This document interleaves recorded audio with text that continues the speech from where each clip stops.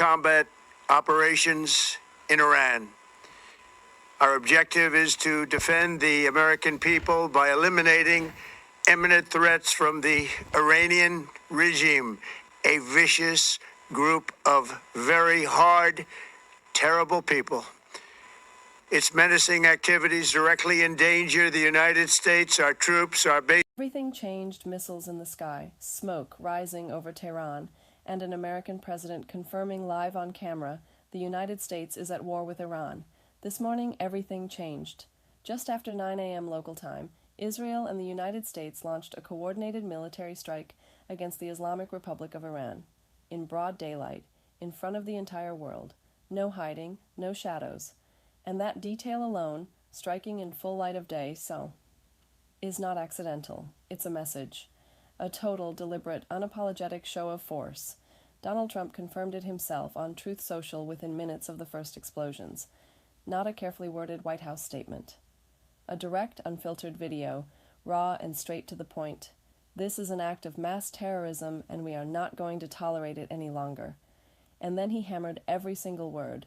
This terrorist regime can never, ever have a nuclear weapon. There it is. Said. Done. America is at war. Now let's look at where the first bomb actually landed, because it tells you everything about the true intentions behind this operation. The opening strike didn't target some remote military base out in the desert. It hit an area directly adjacent to the offices of Ayatollah Ali Khamenei, the supreme leader, right in the center of Tehran, the man who has ruled Iran for over 30 years, the absolute heart of the regime.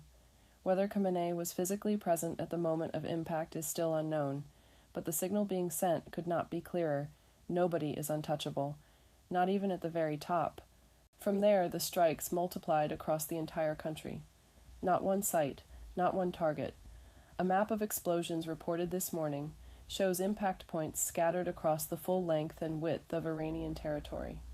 This was not a surgical strike. This was a massive, coordinated military campaign designed to neutralize as much capability as possible in as little time as possible. This operation has two names, two identities, two countries behind it.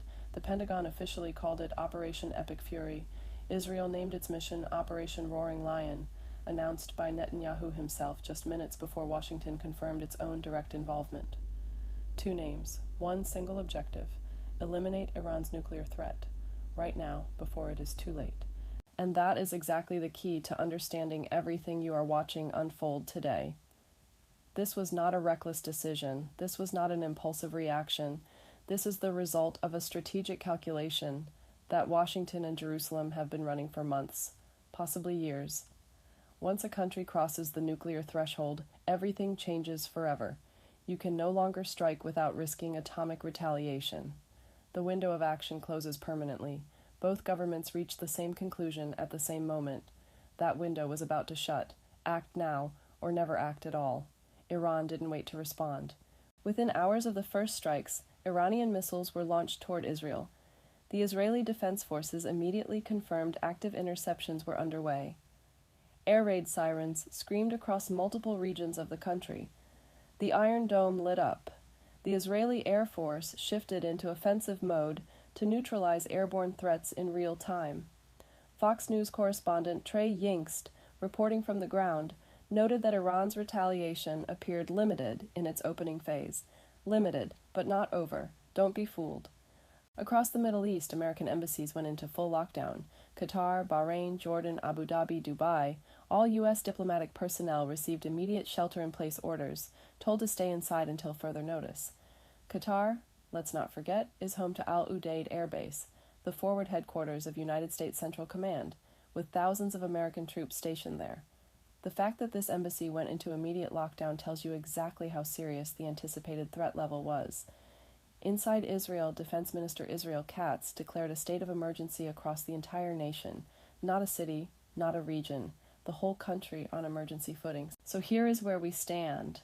Right now, as you watch this, fighter jets are in the air over the Middle East. Missiles are being intercepted in Israeli skies. World leaders are calling emergency meetings. Global financial markets are about to open in a state of chaos. The UN Security Council will convene, and nobody, Absolutely nobody knows yet how this ends. What we do know is that the world that existed yesterday morning no longer exists. A line has been crossed, an irreversible decision has been made, and its consequences will be felt for years, possibly decades. We will be tracking this situation hour by hour, bringing you every development, every piece of verified information as it breaks. Subscribe right now if you haven't already, because this story is only just beginning.